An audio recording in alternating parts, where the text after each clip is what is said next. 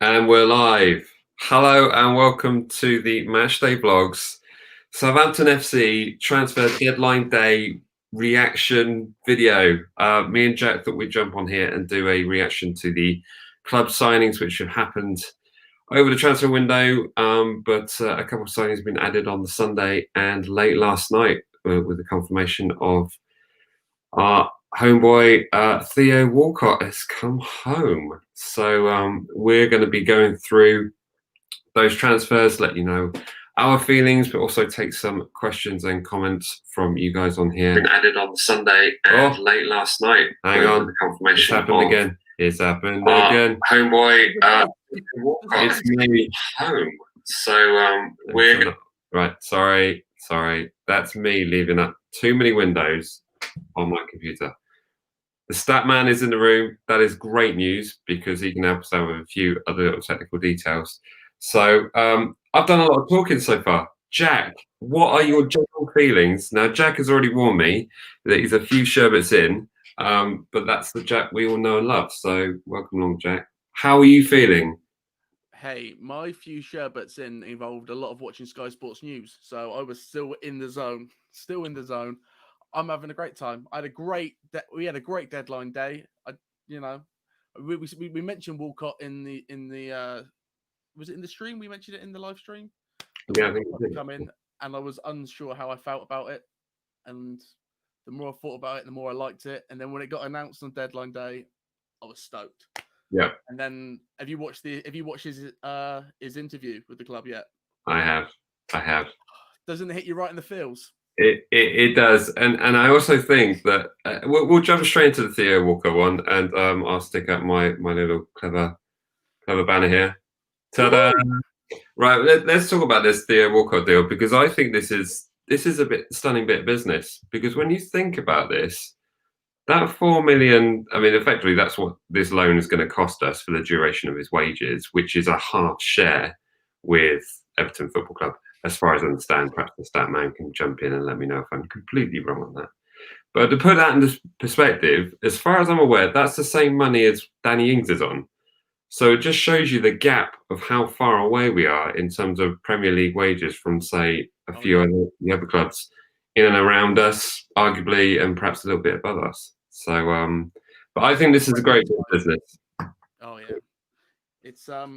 yeah, it's just a great little homecoming. It's something that I didn't even literally until you mentioned in the stream, I hadn't even thought about Walcott coming back to us, and the more I thought about it, the more I like it. And then that video was great. But like you say, it seems like great business. I don't know if it's a loan with an option to buy, or is his contract up in the summer? I don't think so.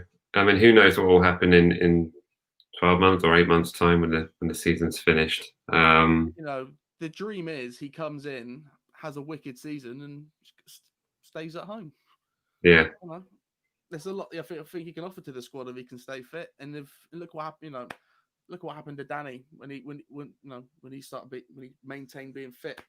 Yeah. I don't know what Everton's fitness team are like, whether they're as good as the Liverpool one, but I'm excited for him, man. I'm so excited. See where it goes. But he did say in one of the interviews that he was feeling he's 31, but he feels like he's 21, which is great.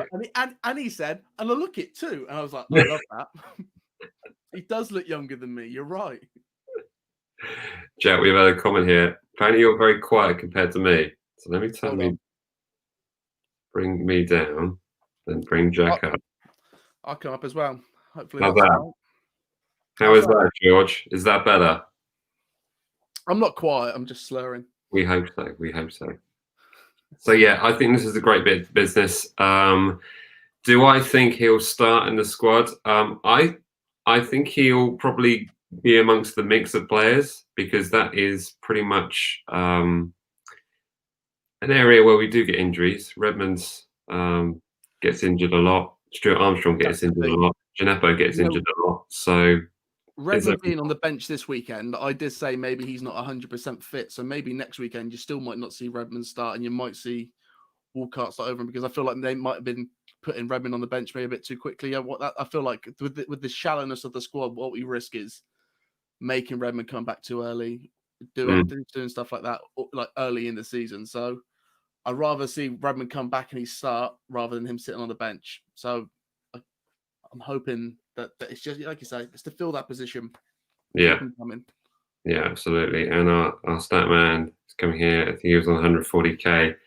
See, those kind of wages. I mean, we're just so far away from the go rate, because I remember, was it 2 years ago he went to Everton from Arsenal, and we were in the mix in that conversation then, and the stumbling point was the wages, that we weren't able to get anywhere near his wages, and that's why he ended up at Everton. But that's why I think it's just a cunning bit of business, this, to get him back to Southampton, and we've got him half price effectively. So it's kind And of on top of that, there's going to be a lot more wages kicking about now, seeing as there's a lot off the books.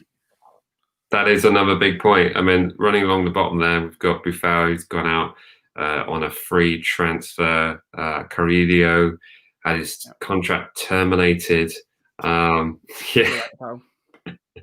his contract terminated, and we've talked about this before about the wage bill. And I had a quick look, and I'm not sure entirely how accurate this is, but as far as I could see, Carillio was on the same wages as Theo Walcott.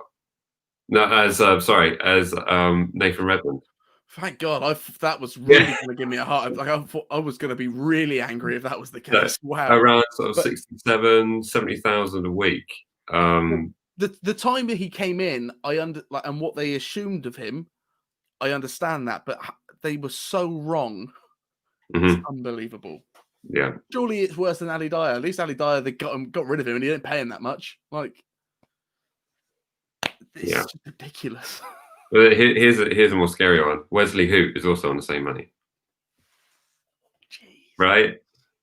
So when you look at, I'm not sure how long, I think Sofiane Boufal had 1 year left on his contract.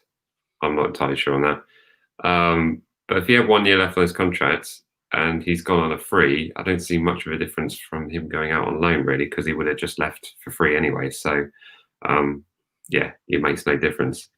He was the only one I was somewhat sad to see go. I always felt there was potential in Boufal, and the system never really worked for him, or he never really got the chance to have a run long enough in the squad for him to really show. So, right, I was a bit, sad to see him go, but happy to get those wages. I was happy to get that bit of extra moolah in there. Yeah, I'm with you on that. I think I'm also, that's one of the players I was like, maybe he's good, because he clearly had flair. I mean, he scored a goal of the season not so long ago. That goal against West Brom, which was incredible. And then on his debut, I think he scored from outside the box, the curler into the top corner against Sunderland in the cup game, I think it was. And that was like, wow, we've done a bit of business here for 16 million quid or whatever it was back then. So yeah, but bit of a hit and miss player though, because when he came on, you never really. It wasn't guaranteed success. It wasn't always the kind of impact player we were looking for. The problem is there's a lot of players in the squad like Boufal that right now is the time was like, right, this is where we seem to be on a steadier ground. We know what the game is, the system's in place, and everyone's playing better. Now's the time you want to see him have a run. So him having those injuries at the end of last season, keeping him out of the game was like, well, that would have been the time for him to prove himself, and he didn't. Right. He didn't get those moments because he was injured. So. Yeah.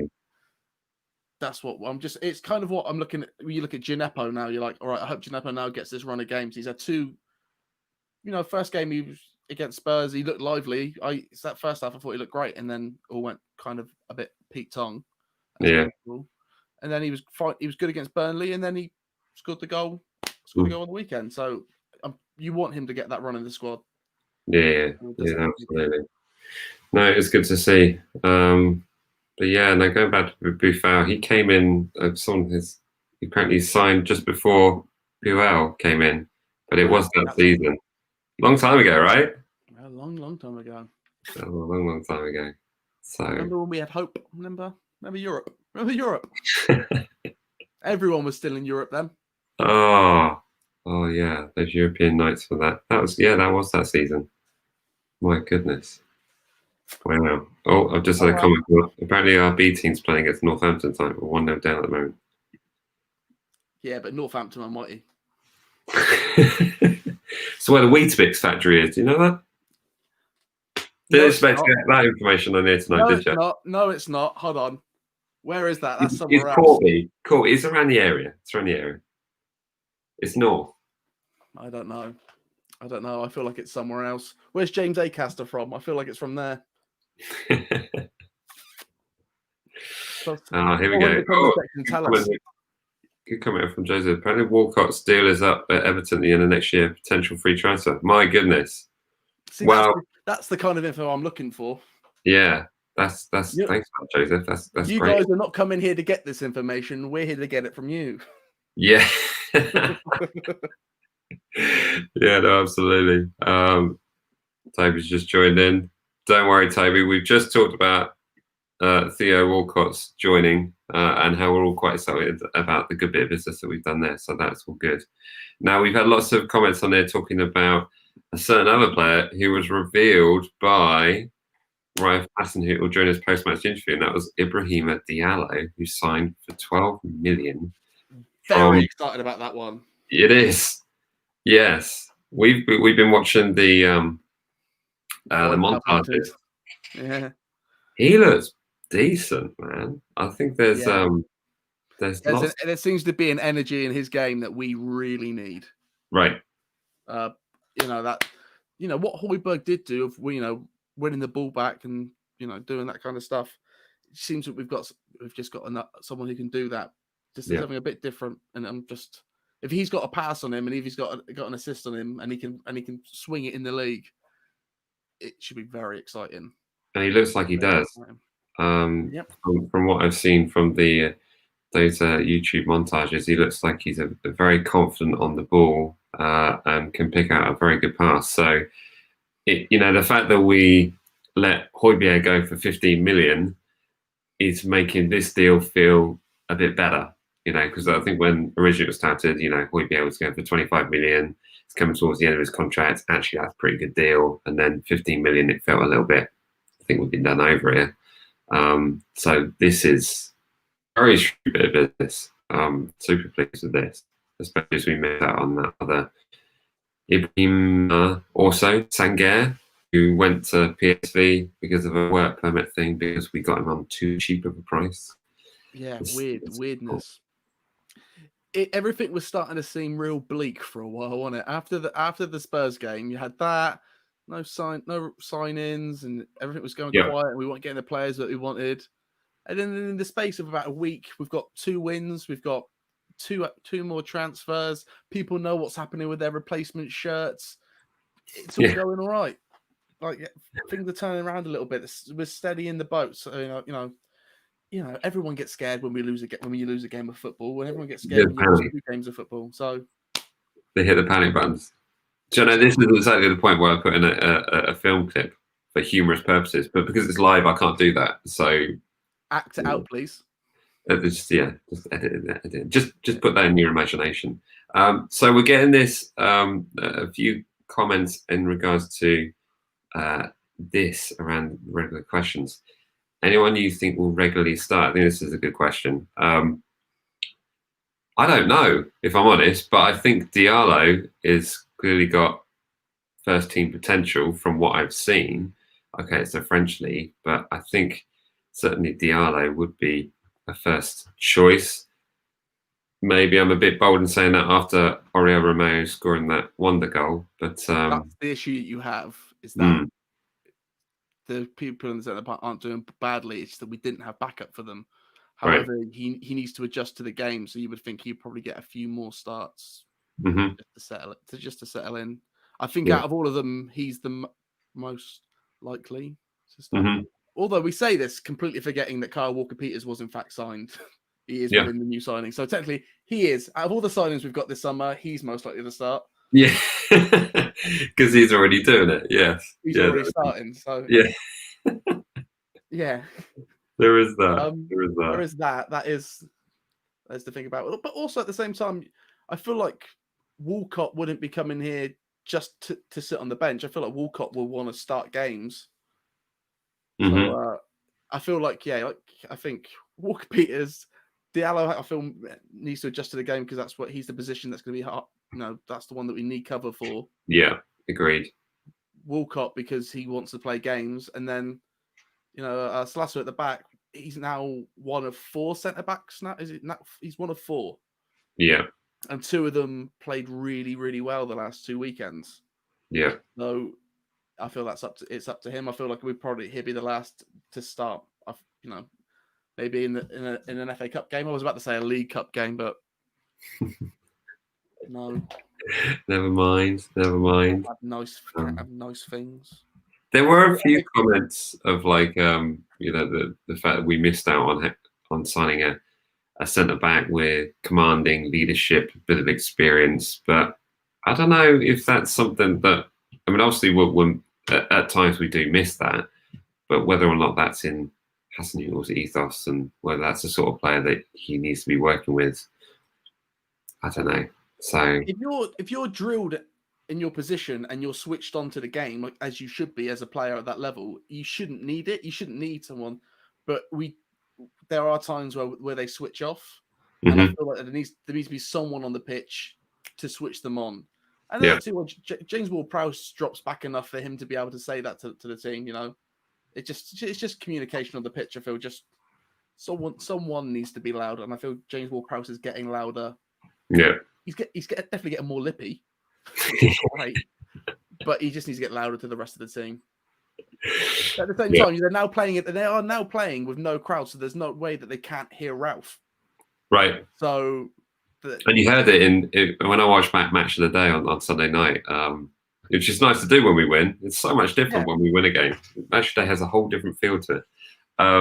You could actually hear Ralph, like you say, on the touchline saying, "Mate, if I can hear Ralph at home, he can hear Ralph on the pitch." There's no way that's not the case. So, there's no real excuse for that. It's just something in their game that they have to improve on. That's good. All right then. Well, we've talked about Theo Walcott. We talked about Ibrahima Diallo. We haven't talked much about Mohamed Salisu. He signed fairly early on. Looks like a very promising player. He perhaps might move on from the club in 3 years' time at triple his price tag, reading some of the reports on him. But we don't know much about him just yet in regards to what he can do for Southampton. But apparently he's not match fit and won't be match fit until mid-October, I think I understood. Was the last thing I had. The issue he's got is he came in at the same time as Walker-Peters, and he doesn't play in an exciting position, and he's also now, like we said, one of 4. So he will probably go under the radar a little bit until he starts playing and performing. So it's kind of I feel like it's on him to introduce. But at the same time, he's still a new signing, and I think we're all still excited. Yeah, it doesn't change the fact that he's still a new signing. We're excited to have another centre back in. Exactly, which leads me perfectly on to my next question, Jack. You ready? Talk to me. Best signing of the window. And whilst me and Jack are answering this, perhaps you guys in the comment section can put in your opinion, who is the best signing Southampton have signed in this transfer window. Jack, you want to go first on this one? I think I had to let you go first because this is hard. It's easy for me. It's Carl Walker-Peters. All day. Listen, he's without a doubt because he's the one that's played. So right now he is definitely the best, and it is exciting. But for me, it's right now it's the promise of the player, and I'm so excited about Diallo. The clips that I've seen and the way he presses and the way he plays. Yeah, and we talk about Hojbjerg, and it's like he wasn't amazing. For us, me and you would agree. There wasn't many games we were like Hojbjerg really. He always annoyed us more than anything else. So it'd be exciting to have someone in that position doing something similar to what he does, but with the promise that it might be a bit different, might be a bit better, might be good, might be just going to be fresher. So he's the one I'm most excited about. But you're probably right in the sense that Carl Walker-Peters has come in and just changed the back line, really. Yeah, you're right. I mean, we haven't really seen much of any of the signings. Yeah, it's just really Carl Walker-Peters. But George jumped in here, Carl Walker-Peters, because he's proven. Yeah, I mean, when that got announced that we got the deal done, I was like, because I could see that sort of perhaps stumbling because he performed so well towards the end of last season, and suddenly and also knowing how poor Spurs are at the back and how much they needed fullbacks, you thought after watching All or Nothing, I was like, oh, are they going to take him back? Yeah, they kind of need him. yeah, exactly that. Yeah, no. So it's just been wicked, hasn't he? Yeah, but you're absolutely right. I mean, the amount of promise that I think that's in Diallo. I think, but then my only caveat with that is the fact that he's come from the French league. Yeah. And really, it's so difficult to tell. I mean, we've had always does worry. But always does worry. Yeah. But I've got more faith now because of the system in place. I would hope that these are the players that Ralph wanted. Now, are they the first? Are they the first choice that he wanted?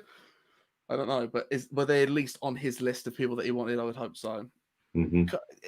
And out of all of them, Walcott is the one that you're like, I don't know. I'm just excited to see what happens. Yeah, absolutely. That's a bargain price of Theo Walcott. I'm just going to put this one up here because this question here from Toby. I'm guessing that says, do you think we'll get Jack Wilshere as he now has no club? I don't think we will. Because, again, I think that's possibly going to be a wages thing. And also, I don't think it's the sort of player that Ralph would go for. No, it's something that we've kind of got. I know we need centre midfielders, but he went to Bournemouth and did nothing, and he went to West Ham. He got injured. Got injured. Yeah, and he, it's just doesn't seem the right thing to do. And also, the amazing business that United have just done with Cavani from PSG. He was a free agent. Really, he was out of a contract, and yet they still had to spend 10 million on him. Wow. He's just a wage. How is that? How is it that's agent fees, 10 million agent fees. So I see Jack Wilshere without a club, and I think that's going to be really expensive agent fees for someone. That's how I see that. That's probably going to be a lot of money for something. Yeah, exactly that. And he's way past his best days. Does anyone here in this chat section know exactly what agents do aside from simply saying, no, I think he's worth more than that? They make that money. Right. That's what they do. Flipping heck. Just seems like a lot. So yeah, my goodness. Yeah. Right, I'm going to jump on to some questions we had from Instagram. Earlier on the Instagram page, I put up a Instagram story thing and asked for some questions. Now there were some pretty good ones in here, so I'm just going to pick a few of these. From Nicholas Shane here, how do you think the Theo Walcott transfer will affect Redmond and Gineppo? Good or bad? Good. Good. Yeah, I think. What do you think? What do you think? Yeah, no, I'm with you on that. I think it's going to be a good thing. A bit of experience, similar sort of players. I think that's what I mean. I think it works on both sides. I think it will be good for Gineppo and it'll be brilliant for the youth academy because Walcott still is the poster boy of the academy. Right. He's the one that maybe Bale was the one. Theo Walcott was almost Bale, and then he went to Arsenal. and so he's going to be good for the youth on that side. He's going to be good for Gineppo, and he's competition for Redmond. But at the same time, like you say, he's very similar to Redmond. Two guys that used to be able to try to make it for the England squad. Two very playing similar positions, similar kind of styles. For a long time, if you couldn't afford Theo Walcott on FIFA, you buy Redmond. Do you know what I mean? So. Yeah. I think it's just going to be a good. I feel it's going to be a good competition, but a good link up. And the way we've been looking at the team as well, even with Armstrong on the other side, the way we play in that 4-2-2-2 thing, if they want to swap sides, they can. They kind of have free roam to go either side. So could you imagine having like an informed Redmond and Walcott switching sides and doing what they want? It could be a thing of beauty. Yeah. That leads me perfectly on to another question here from Charlie Evans, 123. I mentioned, is there 122 other Charlie Evans on Instagram? I don't know, but anyway, Charlie Evans 123 is asking, what position will Walcott play? I'm guessing right wing, kind of similar to where Redmond plays or where Stuart Armstrong plays. So yeah, that's what I would have assumed as well. But yeah. like I say, in the system we play right now, that it's like it's freedom of role, so of switching and doing what feels right. And I feel like it's an exciting thing to think of, to have Ings, Adams, Redmond, Walcott. I think that's quite an exciting like leading attack. That's quite an attacking attacking player then. Gineppo coming on as an impact player maybe. It's actually a wicked England lineup. We have of Bertram, Walker-Peters, Walcott, Redmond, Ings, Adams. That is what Euros 2021 are going to be. That is going to be the running line for Euros 2021. Ward-Prowse in the middle. Yeah, brilliant. And all three of our goalkeepers. Yeah. I got another question here on Instagram from Nick Dempsey14. Any players we shouldn't have sold? I'm going to say no. Should have extended his contract. Should have given him like a Legends career. You know, there's that Japanese player. I can't remember what team he plays for, but he's like 46 and he's still playing. Every year they just give him a new contract just to get. We should have done that with Yoshida. So Yoshida's always welcome back. No, I don't. I think in regards to sorting our wage bill out for where we are, I mean it's pretty desperate where we are in regards to. There's no one on that list I was like, I wouldn't have sacrificed them. There's no one that I would have been like, right. Oh, would that help? Yeah, it'd be better if we did this. Exactly. Boufal was the only one that I was like, that's a shame, but I understand. I was kind of amazed that he was. I thought he would have gone last summer, to be honest, or maybe the summer before. Right. Like I just to get him out of the books, but you know, Ralph had plenty of time to work with him. I don't think there's anything he's missed there. No, neither do I. But apart from, like I say, that last run of games where he was out injured again, like that was, like I said, that was his time to prove it, and he didn't. Yeah. So I was like, okay. Got another question here from Will Rose. Again on Boufal. How would you rate Boufal's time at Saints? I'm going to give him a solid 6.5. It's been okay. It's been good. Let's think. It's not been wonderful. What's he done? I mean, that West Brom goal gets him a lot of points. Mm-hmm. Did he play in the League Cup final against United? Was he there for that? He was in the. Yeah, he was around for that play. Okay, so you look at what he's done. What's he scored? 5, 6 goals? George just jumped on here. 5 goals. If the stat man's in the room, we can perhaps check that. But thank the Lord. But they were good goals. They were all good goals. It's just that. Yeah, I'd say 5, 6, 5. Okay. 6. Yeah, I think that's probably fair. Yeah, he was the best of a bad bunch, really. Mm-hmm. Yeah, I'm going to do one more question here. In fact, one of the other questions from Toby Rogers was, do you think we should get Jack Wilshere?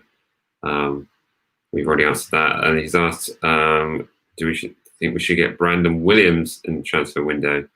I like that one. I was a fan of that going through. But and he wanted the move as well, but apparently Ollie needs him, which he definitely does. Definitely does. But we just wait until Man United got a new manager and try again in January. Yeah, Poch will give him to us.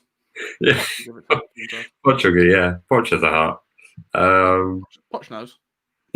In fact, I've done most of these questions. I'm going to do them all. Nick Dempsey down here. Should we have got rid of Gunn in the transfer window? And now that I hear he can still go. He can still go to Stoke. That can still happen, right? Because the EFL. Yeah, so Jack Butland could potentially come in as a swap deal. I'm not sure if that deal's on or off. Yeah, from what I said, from what the last things I've read is that Gunn, more likely that Gunn goes more than anything, but I don't think Butland will come.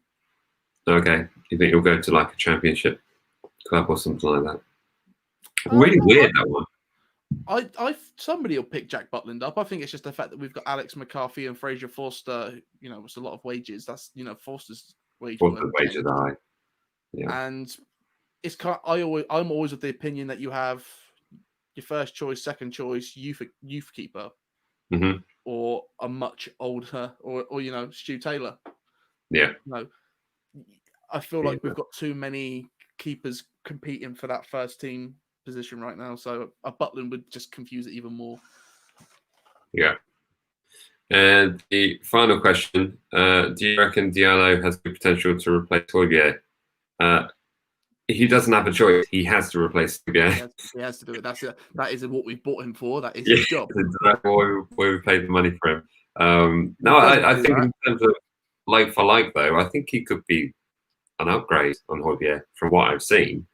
So we've not watched full matches. We've watched those cut up little YouTube videos, but from those, he looks wicked, and those few bits and bobs he does, I'm excited for him. I'm not going to pretend that he's going to be that Spurs are going to be buying him in a couple of seasons, but yeah. Do you know what? Watching those montages, do you know who he reminds me of? Talk to me. Lamina. Why would you say that? No. In terms of being able to hold up the ball and put on the good pass, Lamina when he runs is pretty good. Put him on the back of your shirt. Stop giving him a special place. It was just a number. I didn't have his name. Of course not. But no. I just think in terms of that confidence on the ball, it kind of reminded me of that. So yeah. So that's all good there. Right. Well, those the questions from Instagram. So thank you for those. Let me bring up the rest of the chat comments. See what we've got going on here. One here from Tristan Brooks. Ollie Watkins is looking at Steel Villa. That does look like a good bit of business. Yeah. And do you know what? I was thinking about doing a video of why the sorry, leave that up there for a bit. Of why the 7-2 loss to Aston Villa is worse than our at St Mary's against the Packet Crisps company. Demlot. The conversation I've had more than anything this week is talking to Man United fans and being like 6-1's terrible. You looked awful, and they've all gone. At least it wasn't 7-2. But like, imagine if that 7-2 happened this weekend and that 6-1 was still a terrible game. You've still been blooming awful. Just because someone else has been worse doesn't take you off the hook. And that's what you're trying to do with us, Mike. We were awful that night. You weren't there in the rain. There's no forgiving it. We were awful. Yeah, I was in Greece somewhere. So I just got to jump in here. That's why you don't hate it as much, because you were on a Lilo. Yeah, I was. For me. Inflatable unicorn. I need to tell. Right, Oscar, Freddie, off to bed. It's 8:30. Goodness me, so late. We don't want to be watching this anyway. It's just Freddie from the ugly inside. Wow, that'd be a story. So yeah, where that goes? There it is. Back to the Villa question. Yeah, no, I think a lot of Man United fans were using that Liverpool game as a distraction for.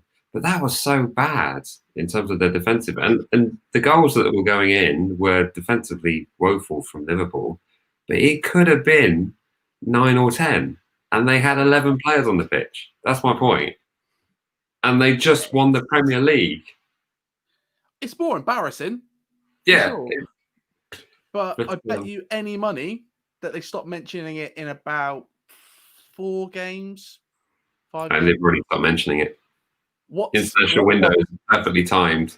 It's what will probably happen is next week. Who Liverpool got next? They come out and absolutely demolish. I'd be so scared to be the next team to play Liverpool. Navan. In the toilet. What happened when they got beaten by Watford? What happened then? True. And also Villa beat him in the cup. What was it? They beat him 4-5. Yeah, but they beat him 5-0 in the cup. But that was literally because Villa just love it against them.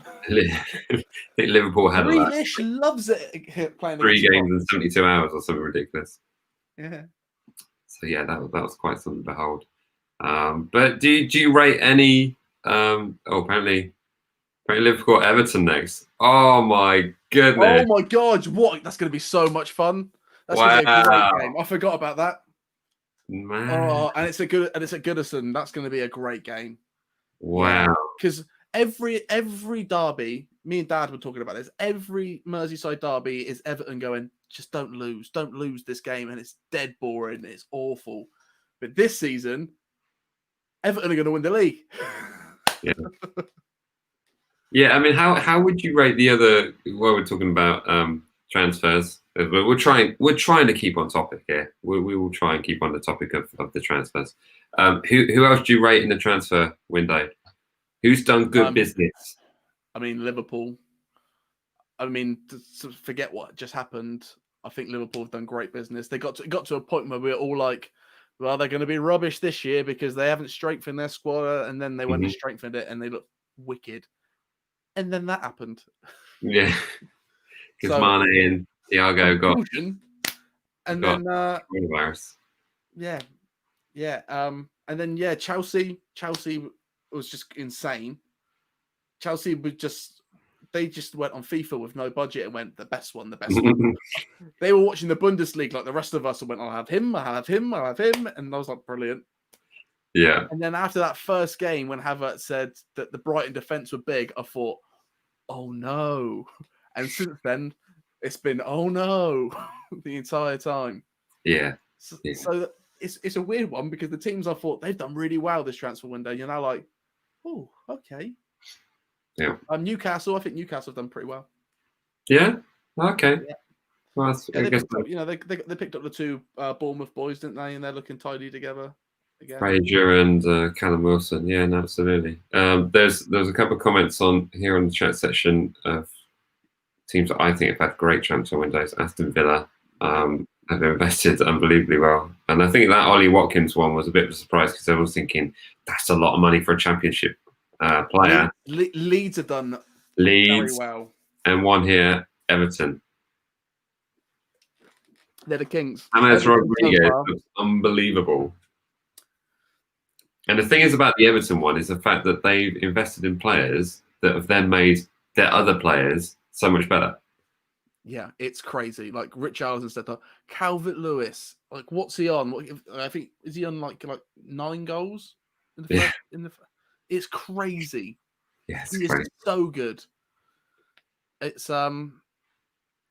It bodes well for. It always comes back to when I talk about other players, but come back to the England team. It makes it exciting to think of having Harry Kane, Ings, and Calvert-Lewin, all smashing up the front, plus Rashford or whatever you actually want to take. But it's going forward. England's going to be exciting in the Euros. Just Southgate, I'd rather not with Southgate, but that's a different video for another time. Everton look wicked. Everton do look wicked. I think it'd be the poop house story of all time for the year after Liverpool to finally win the Premier League is Everton to come in and boss it the next year. Can you imagine? It'd be great, wouldn't it? I wouldn't rule it out though. Spurs and Everton. That's the thing. I feel like this season. If you thought last season was crazy, this season's be even crazier. Like people are tired. Like every game is just ridiculous goals, and there's goals. There's goals. Like I feel like the games that we've had where we've won, when we won 2-0 this week, I feel like that last season would have been a 1-0 game. But just because there's that inch of tiredness in every team, it's a 2-goal game. Yeah. So I feel like you're just doubling all the scores. I look at the 7-2 game, and I think last season that might have been 4-1. Like it's just craziness, and I'm excited to see it. It's quite something. This is the season of the Premier League to give to your friends who hate football because you're like, it's nuts. 0-0. We don't know what 0-0 is. That never happens anymore. It's been sponsored by some American sports drink company, and they've decided goals. Let's just get in there. Someone piped up here. Man, do I love the Premier League? Someone jumped in. Screw it, we won the window. I think we had a great window. I think we had a really good window. I'm really happy with the business we've done with the players that we brought in, and also the players that have moved on. So great. So going back the other way, who's not had a good window? Who's had the worst window? United. Full stop.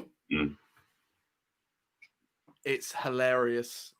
It's so bad.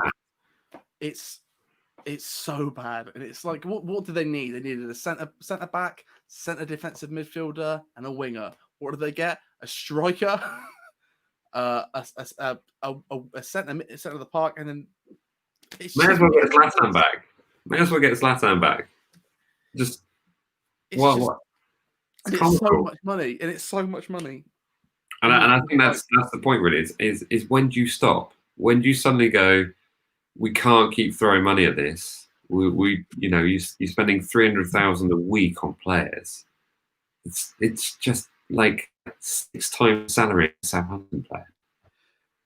The best thing about this really is, my friend Ian. At the beginning of the season, we had this big argument about Leeds being a big club, and his whole thing was they're not a big club because they can't sign big players. They can't do it, and he was like, "We're going to sign Sancho," and because you're not a big club. Uh-huh. Oh, now look at it. Leeds have had such a good transfer window. I've got wicked players in, and he's got 32-year-old Cavani. 33-year-old Cavani, free agent that still paid 10 mil for him because they're clueless. It's all for the Poch rebuild next year. They're like, don't give Ollie any money this season because he'll be out by January. We'll get Poch in and give Poch a bit more Wonga next season. It'll be fine. Yeah. And then what will happen is they won't make Champions League, and then they get more money because that's what happens at United. They're Arsenal now. It's scary to look at. I mean, I would hate to have a look at their balance sheet just to see how much. I mean, I imagine they still draw in a lot of money from worldwide shirt sales and all that kind of stuff. But there comes a point where that caves. Yeah, bit worrying. There's plenty of shouts here for Burnley. Burnley, United, Burnley, and West Ham. West Ham had a bit of a quiet one, but they did keep hold of Declan Rice. I think that's an important point. That was great. That was they were really lucky to keep hold of him. But Burnley, didn't spend any money, but they kept hold of that player who I can't pronounce. TVA something Tarski. That one. Yeah. That one. As soon as Fulham announced Loftus-Cheek, I just went, wow, he must be on a lot of money. He must be on a lot of money. But the Loftus-Cheek deal, I reckon that collapsed the moment we obviously signed Diallo, and it was just like, well, he wants to go to a club where he's going to get first team football, and obviously we've invested in Diallo for a reason, and I think that wage bill, I think doesn't make sense. Our money is much better than spent on Diallo. Yeah, it's a lot. It's a lot of money. Our money is long term is better spent on Diallo, I think, providing that he performs to a standard that we all, as long as he's a good player. What you would get with Loftus-Cheek is a season of a pretty good player, but you'll spend the same amount as we would have spent. Like, I'm going to assume it would have been 8 mil to 10 mil, the same as Walcott. It'd just be a lot of money. For it. So, no, thank you. Yeah. So there we go. There's a comment here from Tom. We're Burnley, we eat nail and bricks. There's someone great YouTube channel. Not as good as MatchDayVlogs, of course. I have to check out that channel. That sounds fun. Is it Burnley fans eating nails and bricks? Because I'd watch that. Have you? No, I would watch that. I would watch. No, I would. That would be something I would definitely watch. Yeah, absolutely.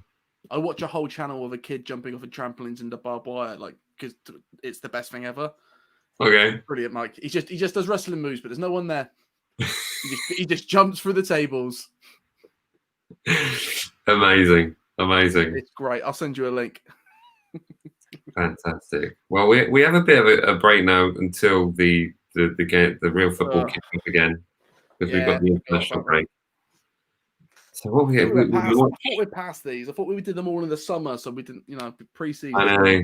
Go through this. It just comes a time when you just get a little bit nervous at the fact that you've got this international break, and but luckily Calvert-Lewis got the call up, so Ings will be fine. Calvert-Lewis got the call up. There's no way. Really? I missed that. Yeah, he got the call up. So I don't think there's a chance that Ings is going to start ahead of Kane or Calvert-Lewis. Yeah. I feel like that Ings is going to come on for both of them. It's more Ward-Prowse I'd worry about. That's right. It'll just get out of position and then get substituted. I'd love him to get a red card. To be fair, I think that'd be more funny. Yeah, I would love to see Prowse get a red card for England. I feel that'd be the best. That'd be like a win for us. It's like, yeah, he got a red for England. just up in the penalty spot. Chat, there's a couple of comments here. Are we streaming the England games? Are we going to stream the England versus Wales? Do you know, I would worry on that because I reckon we probably get more ratings than the actual game itself. Yeah, that would mean I would have to watch. That's what I mean. Yeah. Like there's no part of me that wants to watch it. Listen, when it comes to Euro and World Cups, you'll never meet a die-hard England fan than myself. I blooming love it. Right. When it matters. But I do not care about this. And I don't think anyone does. What is it for? Is it for the Nations League again? I don't care. It's for whatever you want, mate. A European qualify. Is that right? It's for the Legion of Doom. I don't do international. I think it's just a friendly. Is it just a friendly? Yeah, it's just a friendly international match against Wales. I mean, bragging rights, I guess. Brilliant. And then the Nations League. I'm guessing it looks that way. A friendly and then the Nations League game. Wow. Woo. Do you know what? So if someone said to me, "Do you want to watch that or like a Six Nations rugby match?" I'd be like, "Oh, neither." Don't you dare! Don't you dare! I don't want to watch either of them. Do you know what? Has that same appeal in my mind? It's like, no, why would I want to watch that? No. Yeah. I got taken to a rugby. I mean, rugby's good. Yeah, it's all right. But I suddenly realised why it's so popular. It's because you can drink beer in the stands. Yeah, that's it. But then all the fans sit together. There's crowd blending, and I hate that. If I'm not fighting the away fans, what's the point? But there was that England versus Kosovo game at St Mary's, and in the section we were in, they blended the away and home fans. That was funny.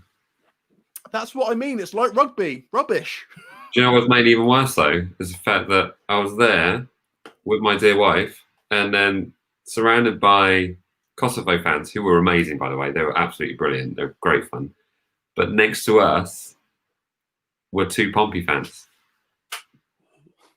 Yeah, I know. Could you smell fish? And one of them was on the board of directors as well. What, at Portsmouth? Yeah. Why are they allowed in the stadium? That shouldn't be allowed. They should be. Their faces should be up on the wall. That's not on.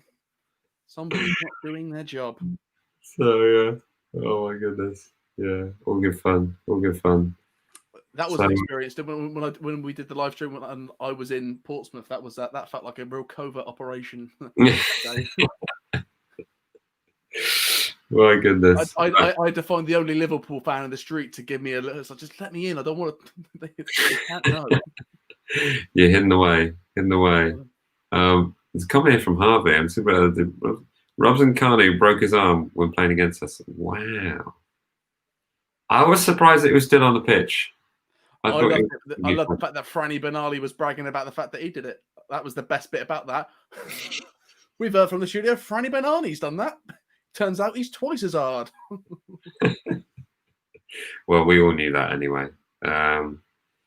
And this one here, apparently Liverpool and Bayern Munich are interested in Sancho. Yeah, I reckon that, going back to transfers, our original topic here, I reckon Sancho won't ever go to Man United now. I reckon that's done. I don't think any player of his level will for a long time.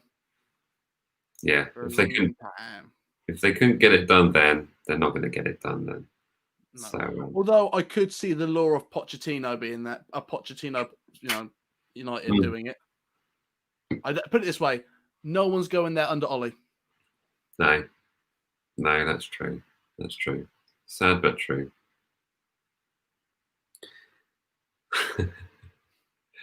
So I got some silly comments on TikTok. You know, when they not Amanda Hug and Kiss. You know, please can you say hello to? And it's a name that. Butts. Yeah, that sort of stuff. Hilarious, very funny. It's late, but it's not gonna. Well, it's not that late actually, but it's. I'm not gonna be quiet about it. How dare you? So there we go. Right. Well, that pretty much sums up our chat tonight. Me and Jack are both extremely happy with the business Southampton have done in the transfer window. Any final thoughts, Jack? Today I was so happy about the transfer window. I wore my Southampton jacket to work. That's how Really? happy I was with it. That's how happy I was with it, because I was like, Walcott, I'm gonna have a great season. I was shouting it loud and proud. So I've had it's like I say, mate, it's that swing now. We're 2 games up with a win. Got some good signings. Yeah. A little bit of a break. Who have we got next? Remind me. Chelsea. Chelsea away. We like it. That was easy last season. And they're garbage this season. Obafemi's going to rip it. Yeah. Let's do this.